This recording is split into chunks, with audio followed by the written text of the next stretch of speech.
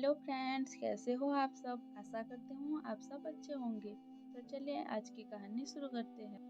हर रात की तरह आज भी मैं देर रात घर पहुंचा। हमेशा से कोई भी गलत आदत न होने के कारण कॉलोनी में कोई भी मुझे देर रात आने पर गलत नज़रों से नहीं देखता था। मैं हमेशा इस बात को लेकर गर्व करता कि लोग अपने बच्चों को मेरी उपलब्धियों का उदाहरण देकर अच्छा पढ़ने लिखने की सलाह देते हैं।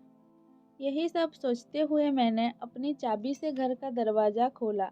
हालांकि मुझे पता था कि जब तक मैं घर नहीं पहुंचता तब तक दीप्ति को नींद नहीं आती थी। पर मैं अपने 5 साल के बेटे चिंटू को नींद से जगाना नहीं चाहता था। दरवाजे की हल्की सी आहट पाकर दीप्ति हमेशा की तरह कमरे से बाहर आई। तब तक मैं मुँह हाथ धोने बाथरूम की तरफ जा चुका था और हमेशा की तरह दीप्ति खाना गर्म करने के लिए किचन में चली गई। हर रोज ऐसा ही होता था। सुबह घर से निकलने के बाद हमारी मुलाकात रात को खाने पर ही होती थी। दीप्ति को इस तरह की जीवन शैली से कोई प्रॉब्लम नहीं थी। एक हाई क्लास सोसाइटी में अपनी साख बनाने के लिए हर किसी को इस हद तक की मेहनत करनी ही पड़ती थी। खाना खाते हुए मैंने दीप्ति से पूछा, चिंटू सो गया? हाँ, काफ़ी देर से आपका इंतज़ार कर रहा था, लेकिन फिर इंतज़ार करते करते ही सो गया। लेकिन हर बार की तरह मैंने मुस्कुरा कर बात को टाल दिया। अगली सुबह रात को देर से सोने के कारण हर रोज़ मैं सुबह देर से ही उठता था। लेकिन जब तक मैं उठता तब तक चिंटू स्कूल चला जाता था। चिंटू की हमेशा शिकायत रहती कि मैं उसे कभी बाहर घुमाने नहीं ले जाता और शायद इसी बात को लेकर वो मुझसे नाराज़ भी थी। हमेशा की तरह मैंने उठकर दीप्ति को आवाज़ लगाई और बाथरूम में घुस गया। थोड़ी देर में ही दीप्ति नहाने के लिए गर्म पानी ले आई। तुम नहीं होती तो मेरा क्या हाल होता।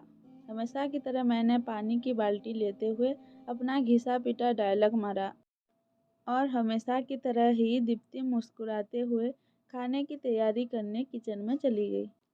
ऑफिस के लिए तैयार होकर जब मैं डाइनिंग टेबल पर आया तो चिंटू मुंह फुलाए बैठा था।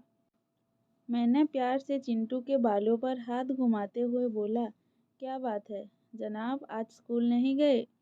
आज संडे है, चिंटू ने गुस्से भरी आवाज़ से कहा। काम की भागदौड़ में मैं यह भी भूल गया था कि आज संडे है और आज दिन में मैंने चिंटू के साथ मूवी जाने का प्रॉमिस किया था।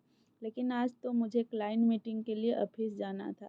मुझे ऑफिस जाता देख चिंटू को अपना मूवी प्लान खतरे में पड़ता दिखाई दे रहा था और शायद इसीलिए वो मुझसे गुस्से से बात कर रहा था।